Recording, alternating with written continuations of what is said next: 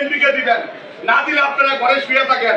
কিন্তু আপনারা আমাদের চোখের সামনে দিয়ে ওই জামাত রাজাকারকে ভোট দিবেন আর আপনারা বাড়িতে শান্তিতে থাকবেন, ওই শান্তিতে কিন্তু আমি থাকতে দেব না।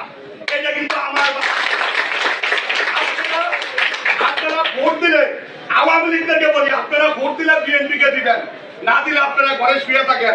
এই হাউস থেকে আরো কঠোরভাবে উচ্চারণ করে দেয়, আওয়ামী লীগের যে সমস্ত ভাইরা এলাকায় আছেন, দূরে আছেন, যারা বিগত দিনে আকাম কুকাম করেছেন, বিভিন্ন অরাজকতা করেছেন, আপনাদেরকে আমরা মাফ করে দেব। আমরা প্রতিহিংসার রাজনীতি করতে চাই না।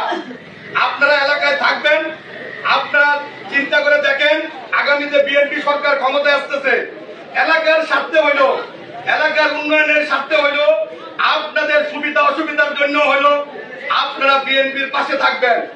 যদি আপনাদের দল কখনো পুনর্বাসন হয়, আপনাদের দল যদি কখনো আবার প্রতিষ্ঠিত হয়, আপনাদের দল যদি আবার দেশে রাজনীতি করার সুযোগ পায়, তখন যদি আপনারা আমাদেরকে ছেড়ে চলে যান, আমাদের কোনো আপত্তি থাকবে না।